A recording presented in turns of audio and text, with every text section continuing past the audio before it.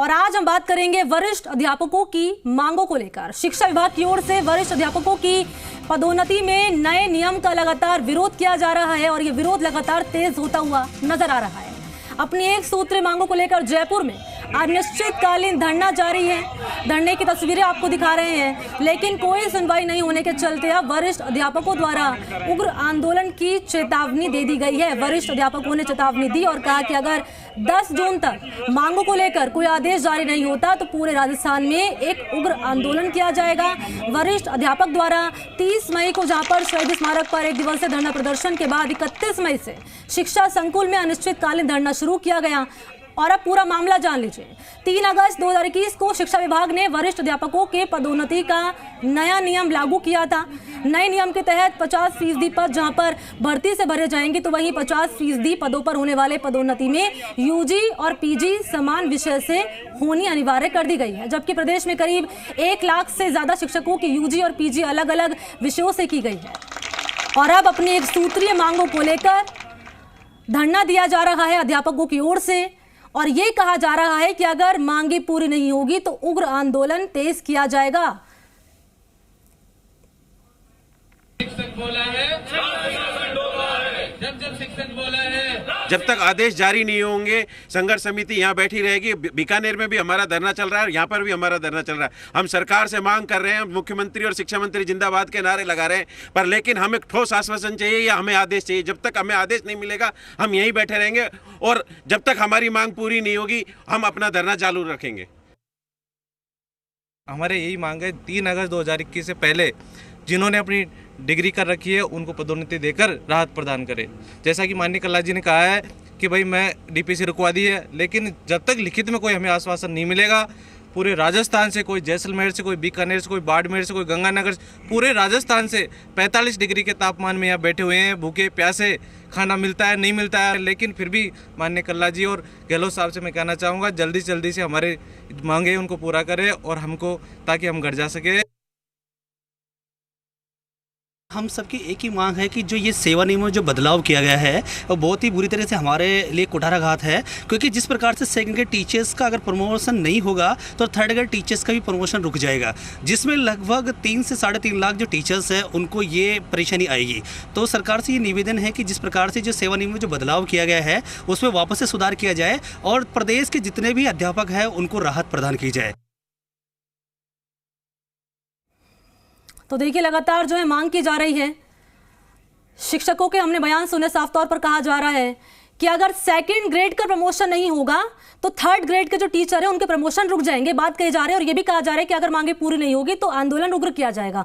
अलग अलग जिलों से मेरे सहयोगी जुड़ चुके हैं जो कि तस्वीर दिखाएंगे और क्या रणनीति रहने वाली है शिक्षकों की, ये जानकारी साझा करेंगे। जयपुर से मेरे साथ ललित जुड़ चुके हैं, कोटा से हिमांशु और इसके अलावा बीकानेर से त्रिभुवन रंगा मेरे साथ जुड़ चुके हैं। सबसे पहले ललित मैं आपके पास आ रही हूँ। रिएक्शन हमने सुने अध्यापकों के, ये कहा जा रहा है कि अगर मांगे पूरी नहीं होगी तो आंदोलन उग्र किया जाएगा। सबसे पहले मैं चाहूंगी पूरी जानकारी दें, आखिर पूरा मामला क्या है और रणनीति के रहने वाले ये भी बताएं।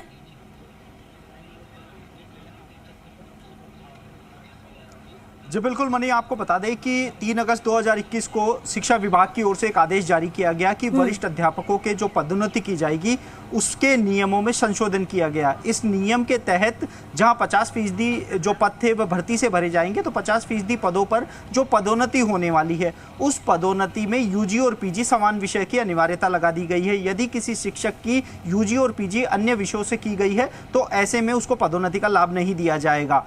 इस आदेश से प्रदेश के तकरीबन 1 से 1.25 लाख शिक्षक प्रभावित हो रहे हैं, क्योंकि 1 से 1.25 लाख ऐसे शिक्षक हैं जिन्होंने यूजी तो अन्य विषय से की है, पीजी उन्होंने दूसरे विषय से की है। यदि वरिष्ठ अध्यापकों की पदोन्नति रुकती है तो ऐसे में 3rd ग्रेड शिक्षकों की पदोन्नति पर भी इस पर प्रभाव पड़ेगा, क्योंकि 1 से 1.25 लाख शिक्षकों की यदि पदोन्नति नहीं हो पाएगी तो 2nd ग्रेड के पद खाली नहीं होंगे। 2nd ग्रेड के पद खाली नहीं होने के चलते 3rd ग्रेड के शिक्षकों के पद भी खाली रह जाएंगे, क्योंकि उनकी भी पदोन्नति नहीं होगी। आप मेरे पीछे देख सकते हैं कि ये शिक्षा संकुल का मुख्य द्वार है और यहाँ पर पिछले 9 दिनों से अनिश्चितकालीन धरना चल रहा है। 30 मई को शहीद स्मारक पर धरना देकर इन्होंने आंदोलन का बिगुल बजाया था और 31 मई से यहां पर अनिश्चितकालीन धरने की शुरुआत कर दी गई। आज 7 मई है। 10 मई तक का अल्टीमेटम इन शिक्षकों ने सरकार को दिया है कि यदि 10 मई तक इनकी मांगों को पूरा नहीं 10 जून तक माफी चाहेंगे, यदि 10 जून तक इनकी मांगों को पूरा नहीं किया जाता है तो ऐसी स्थिति में इन शिक्षकों को उग्र आंदोलन करना पड़ेगा, क्योंकि डीपीसी में शामिल नहीं होने के चलते तकरीबन 1.25 लाख शिक्षक हैं वो पदोन्नत नहीं हो पाए, यानी कि जिस पद पर वो लगे हैं उसी से सेवानिवृत्त हो जाएंगे। मेरे साथ शिक्षक मौजूद हैं, इनसे जानना चाहेंगे। विपिन जी, पूरी तरीके से ये मामला जानना चाहेंगे कि किस प्रकार शिक्षकों पे भारी पड़ रहा है। 3 अगस्त 2021 को सरकार एक काला कानून लेकर आई जिसमें इन्होंने यूजी और पीजी के समान विषय की बाध्यता लागू की गई, लेकिन हास्यास्पद बात यह लगती है एक पद की 2 योग्यता, जहां सीधी भर्ती में यह नियम लागू नहीं किया गया और डीपीसी में यह नियम लागू किया गया, जिससे करीब 1.25 लाख शिक्षक अपनी पदोन्नति से वंचित हो जाएंगे। और ये इसमें साइंस और कॉमर्स के नहीं, आर्ट्स के भी शिक्षक है जो अपने उनके समान सब्जेक्ट नहीं है। अगर बात करें, एक छोटा सा मैं उदाहरण दूं, 21-22 की डीपीसी में 10,000 शिक्षकों को बाहर किया गया है, जिसमें से 5500 साइंस और कॉमर्स के हैं और 4500 शिक्षक आर्ट्स के हैं जिन्होंने अलग सब्जेक्ट में यूजी पीजी थी। तो जहां नई शिक्षा नीति में यह बाध्यता हटी है और सरकार 1970 से पहले की ओर जा रही है, यह एक सोच का विषय है कि एक तुगलकी फरमान था एक शिक्षा मंत्री का, और इन शिक्षकों को कभी जिंदगी में पदोन्नत नहीं होंगे।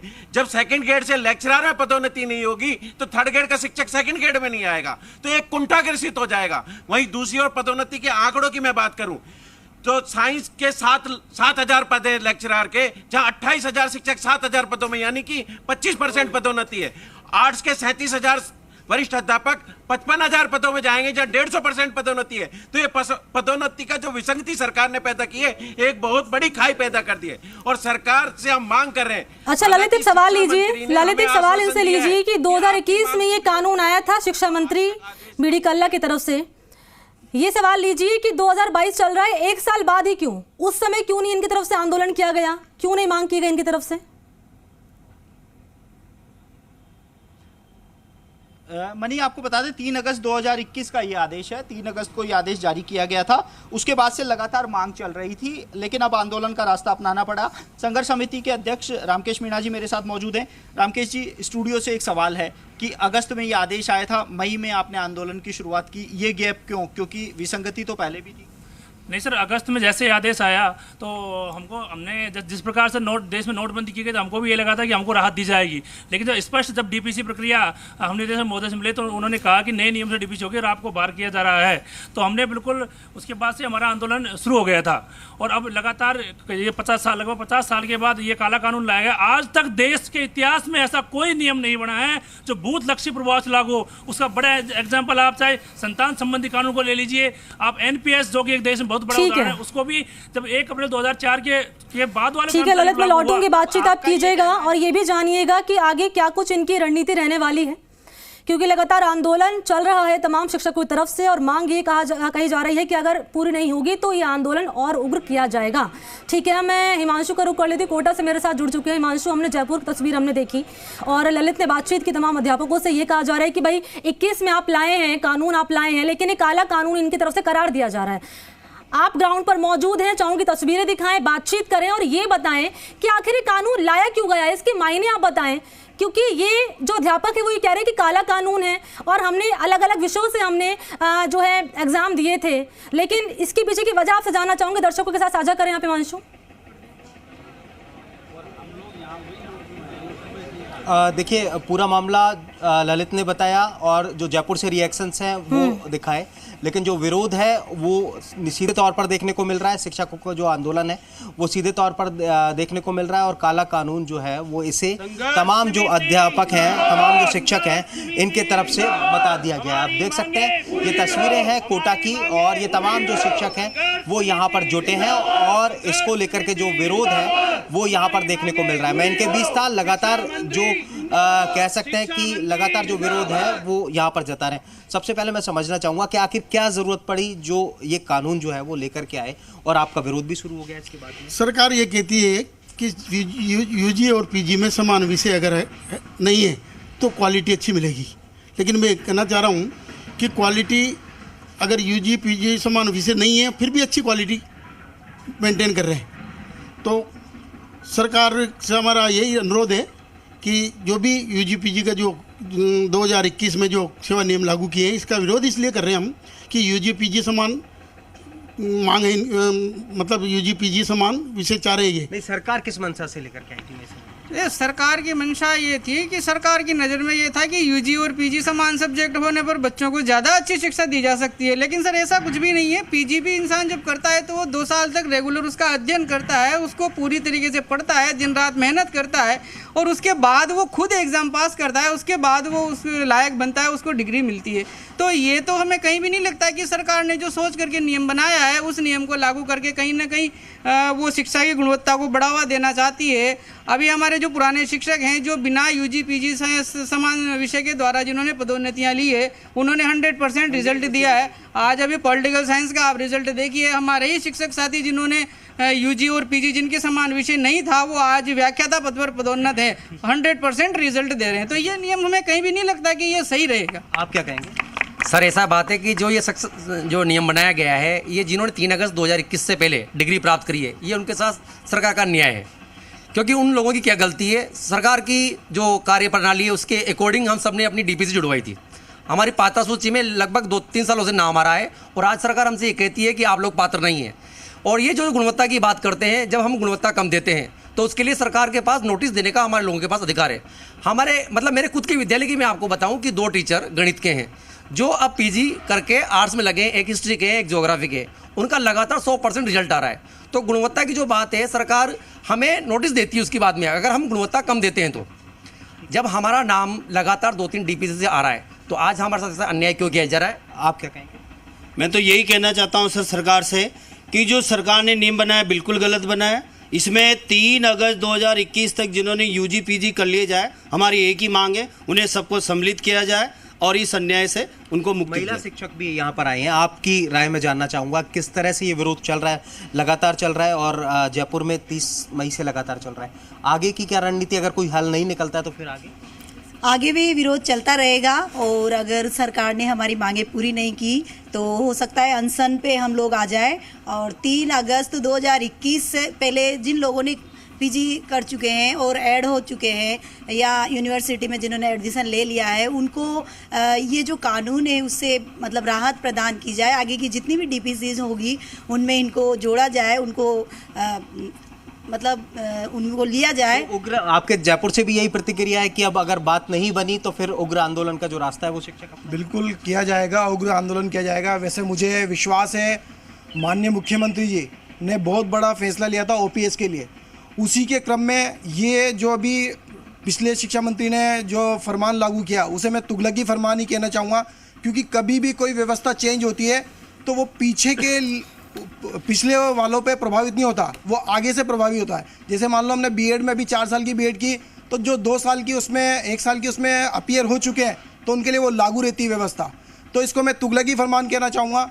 और इसके अलावा मैं ये बताऊँगा कि 2nd ग्रेड ही नहीं, इसके जो 3rd ग्रेड हैं वो कुंठित हो जाएंगे क्योंकि 3rd ग्रेड साइंस मेस वालों की सीटें हम खाली नहीं करेंगे तो वो हमेशा जीवन भर बिल्कुल 3rd ग्रेड ही बने रहेंगे।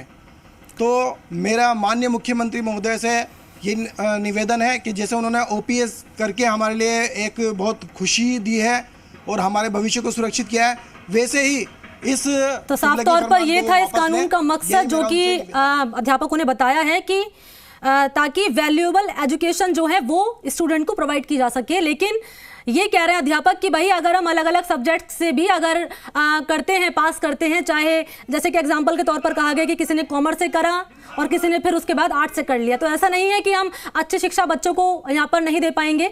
ये कहा जा रहा है और ये भी कहा जा रहा है कि तुगलकी फरमान जो इसको करार दिया जा रहा है। त्रिभुवन, मैं आपके पास आ रही हूँ, ये बताइए कि रणनीति आगे की क्या रहने वाली है, तमाम शिक्षकों की क्या रणनीति इनकी रहने वाली, क्योंकि 10 जून की बात कर रहे हैं ये त्रिभुवन कि 10 जून तक अगर मांगे पूरी नहीं होगी तो आंदोलन उग्र करेंगे। लेकिन राज्यसभा चुनाव भी हैं, 10 जून को वोटिंग भी होगी, बाड़ेबंदी की जा रही विधायकों की, तो क्या रणनीति रहने वाली है इनकी कि अगर नहीं होगी मांगे पूरी आगे तो? जी बिल्कुल, जिस तरह से जयपुर और कोटा में देखा जो शिक्षक है वो विरोध बैठे हैं, ऐसा ही एक नज़ारा बीकानेर जो शिक्षा निदेशालय है वहाँ पे भी देखने आप देख सकते हैं कि जो धरना स्थल है उस पर काफ़ी संख्या में है जो अध्यापक और टीचर्स आए हुए हैं जो लगातार विरोध कर रहे हैं कि उनकी मांगों को माना जाए, क्योंकि जिस तरह से उनकी मांग है उनका कहना है कि वो वाजिब मांगे हैं, सरकार है जो उनकी मांगों को नहीं मान रही है, अगर नहीं मानेगी तो उग्र आंदोलन करेंगे और इसके लिए वो पूरी तरह तैयार भी है। हमारे साथ कुछ जो पदाधिकारी हैं संगठन के, हम उनसे बात करेंगे कि किस तरह वो आगे की रणनीति तय करेंगे और क्या कहेंगे, किस तरह की रणनीति आगे आपकी। आज धरना है और उसके बाद राजस्थान शिक्षा सेवा परिषद के राजस्थान भर के शिक्षा अधिकारी निदेशालय का घेराव करेंगे और जो हमारा मांग पत्र दिया हुआ है वो पिछले 3-4 वर्षों से निदेशालय में लंबित है और राज्य की लोक कल्याणकारी सरकार के मंत्री महोदय और अधिकारियों ने इनको उसको लागू करने के लिए आदेश भेज चुके हैं, परंतु यहाँ एक संगठन विशेष के प्रभाव की वजह से माननीय निदेशक महोदय और उनके अनुभागाधिकारी उन मांग पत्रों को जानबूझ के लागू नहीं कर रहे हैं और अनेक तरह की अड़चनें उसमें लागू कर रहे हैं। आगे किस तरह योजना रहेगी आप लोगों की? सर, हमारा मूल मुद्दा है कि हम कोई नई मांग नहीं कर रहे हैं। हमारी जो 3 मांगे हैं वो हाँ तीनों मांगे हैं वो पहले से नियमों में हैं और हम ये चाहते हैं कि आज हमें कोई सकारात्मक इसका जवाब मिले।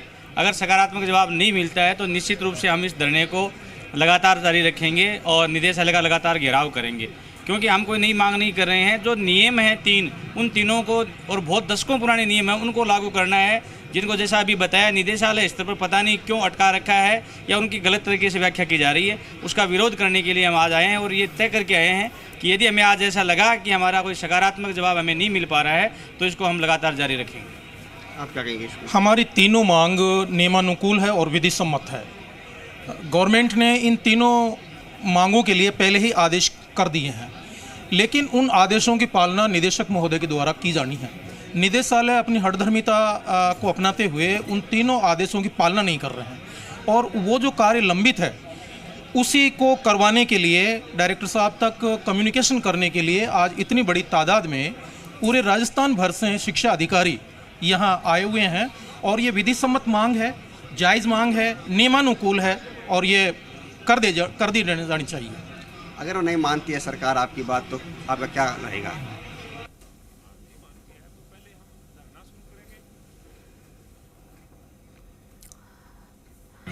आज एक बार घेराव रखा है और उसके बाद इनकी वार्ता के बाद हम फैसला लेंगे भी कल से अनवरत धरना चले या इनके निर्णय के अनुसार इसे रोक दिया जाए। यदि नहीं माने तो हम यहाँ आमरण अनशन आएंगे। हम अपनी जायज मांगे मनवाने के लिए आए हैं और मनवा कर जाएंगे, मनवा कर रहेंगे। ये साफ तौर पर कहा जा रहा है कि मांगे हैं पूरी नहीं करेंगे, लेकिन पूरी करवा कर रहेंगे, लेकिन नहीं की जाएगी तो हमारा जो आंदोलन है वो त्रिभुवन उग्र किया जाएगा। ललित, मैं आपके पास आ रही हूँ एक बार फिर से। ये बताइए ललित कि 10 जून तक का अल्टीमेटम दिया गया है शिक्षकों की तरफ से कि अगर मांगे पूरी नहीं होगी तो आंदोलन को और उग्र किया जाएगा। इनसे ये पूछिए कि अब तक इनकी किसी मंत्री से बातचीत हुई है, शिक्षा मंत्री से बातचीत इनकी तरफ से की गई है या फिर इनकी तरफ से कोई लिखित में कुछ दिया गया है कहने के लिए या फिर आश्वासन के तौर पर सरकार से कुछ मिला है इनको? ये बताने की कोशिश कीजिए ललित इनसे।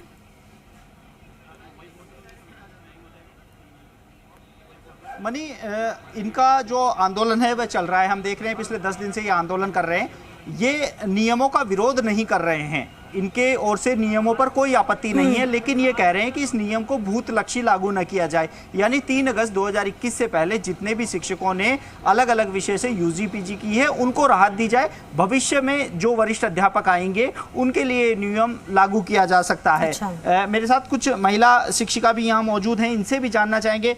मैम, कितना लंबा समय हो गया आप डीपीसी का इंतजार कर रहे थे, लेकिन ये नए नियम के तहत अब कैसी समस्या हो सकती है?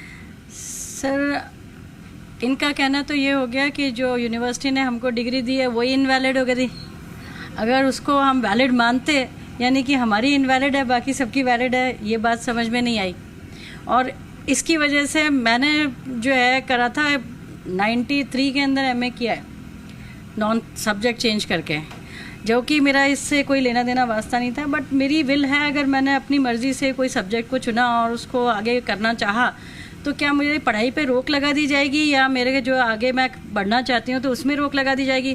कोई जनाब अगर पहले वो जो पढ़ाई कर रहा था उसको आगे फॉलो नहीं कर पाता है किसी भी कारणवश, चाहे वो इकोनॉमिकल रीजंस हो या कोई और रीजंस हो या शादी के बाद की वजह से हो, तो क्या वो कोई और चीज़ में आगे बढ़ करके अगर पढ़ाई करता है तो क्या आप उसको आगे जाने ही नहीं देंगे, उसको रोक देंगे वहीं पर ही? मतलब 18 साल पहले जो आपने डिग्री ली थी उसका 1 साल पहले उसको अमान्य कर दिया। It was 93 sir.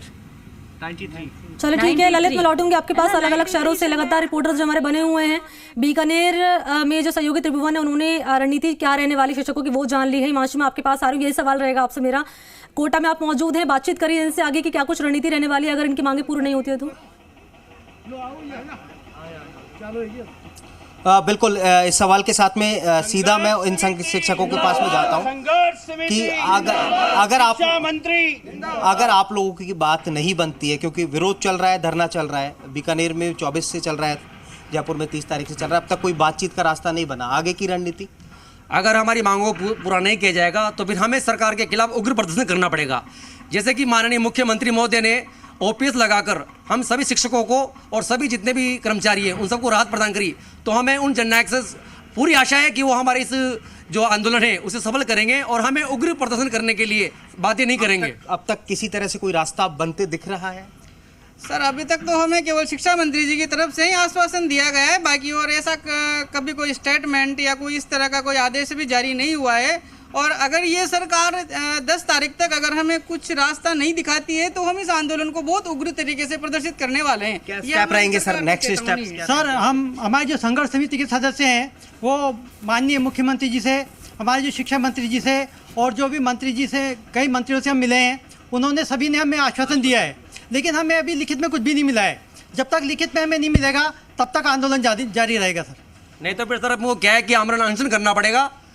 अगर सरकार हमें ज़्यादा ही मजबूर करेगी तो फिर आखिर में हमें क्या करना पड़ेगा? हम घेराव करेंगे। फिर लगातार हम इतने दिन से परेशान हो रहे हैं, हमारे बहुत सारे साथी धूप में वहाँ बैठे हुए हैं, यहाँ बैठे हुए, जयपुर बैठे हुए हैं, अभी तक हमारी सरकार नहीं सुन रही है, तो आखिर में फिर हमें उग्र प्रदर्शन या अनशन ही कार्रवाई करनी पड़ेगी। कह सकते हैं कि पूरे जो प्रदेश है उसके शिक्षक आप लोग सब जयपुर बिल्कुल हम रोड पे आएंगे और पूरे जयपुर के आधार आंदोलन हो गए।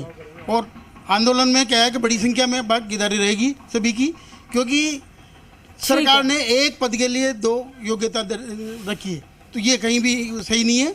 एक पद डीपीसी के लिए जो समान पीजी यूजी समान है और सीधी भर्ती के लिए यूजी पीजी समान। देखिए मानी, सुना आपने कि मन बना चुके हैं। बिल्कुल 7 जून है आज हिमांशु, और 2 दिन बाद जो है 10 तारीख है, उसके बाद का अल्टीमेटम दिया गया है 10 जून तक का। अगर मांगे पूरी नहीं होगी तो आंदोलन जो उग्र किया जाएगा। ऐसे में सवाल ये कि क्या सरकार इनकी मांगों को पूरा करती है, और ये कहा गया है शिक्षकों की तरफ से कि अगर मांगे पूरी नहीं होगी तो हम आमरण अनशन करेंगे। आप तीनों को बहुत बहुत शुक्रिया जानकारी देने के लिए और तस्वीरें दिखाने के लिए।